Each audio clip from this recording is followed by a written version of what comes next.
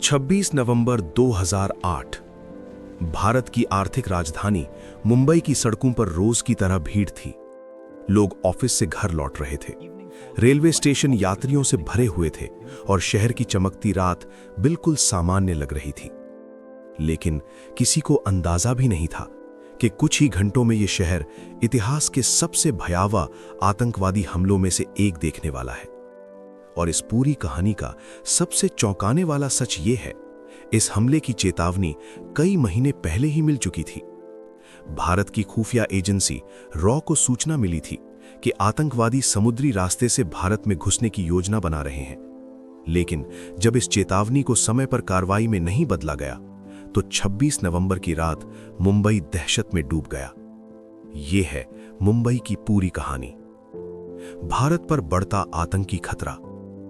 2000 के दशक की शुरुआत में भारत लगातार आतंकवादी हमलों का सामना कर रहा था। दिल्ली, जयपुर, अहमदाबाद और हैदराबाद जैसे कई शहरों में धमाके हो चुके थे।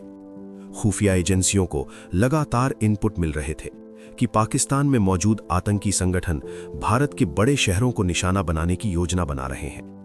इन संगठनों में सबसे खतरनाक नाम था लश्कर-ए-तैयबा।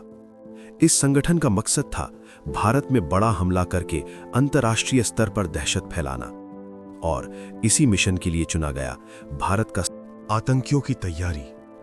इस हमले की तैयारी कई महीनों पहले शुरू हो चुकी थी। पाकिस्तान में मौजूद आतंकी शिविरों में 10 आतंकियों को खास ट्रेनिंग दी गई। उन्हें सिखाया गया कैसे आधुनिक हथियारों का इस्तेमाल करना है, कैसे भीड़-भाड़ वाले इलाकों में हमला करना है और कैसे कई घंटों तक सुरक्षा बलों से लड़ते रहना है। इन आतंकियों को नक्शे दिए गए, सैटेलाइट फोन दिए गए और जीपीएस डिवाइस भी दिए गए। उनका मिशन बिल्कुल साफ था, मुंबई के सबसे भीड़-भाड़ वाले और अंतर्राष्ट्रीय महत्व के स्थानों पर हमला करना। आईबी को मिली चेतावनी। हमले से कुछ महीने पहले आईबी को एक बेहद महत्वपूर्ण इनपुट मिला। इस इनपुट में साफ कहा गया था कि आतंकवादी समुद्री रास्ते से भारत में घुसने की योजना बना रहे हैं। यह जानकारी केवल एक स्रोत से नहीं आई थी, कई अलग अलग खुफिया चैनलों से इसी तरह की चेतावनी मिल रही थी। कुछ रिपोर्टों के अनुसार अमेरिका की खुफिया एजेंसी ने भी भारत को संभावित समुद्री हमले की चेतावनी दी थी। ये जानकारी भारतीय नौसेना और तटीय सुरक्षा एजेंसियों तक भी पहुंचाई गई।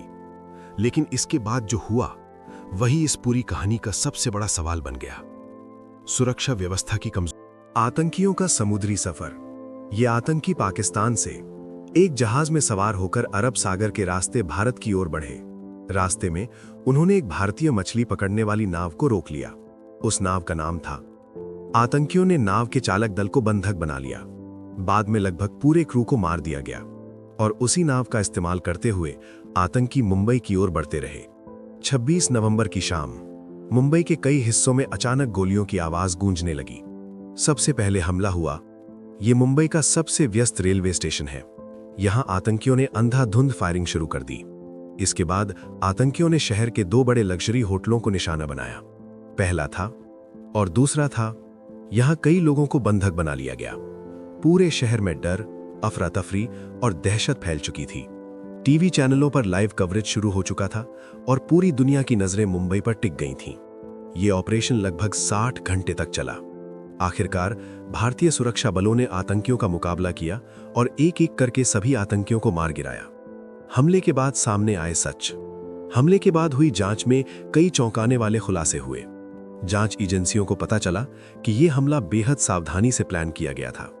आतंकियों को आधुनिक हथियार, सैटेलाइट फोन और विस्तृत नक्शे दिए गए थे और इस पूरी साजिश के पीछे का हाथ था।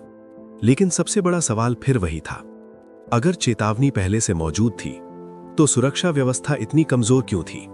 निष्कर्ष, 26/11 ने भारत की सुरक्षा व्यवस्था को हमेशा के लिए बदल दिया।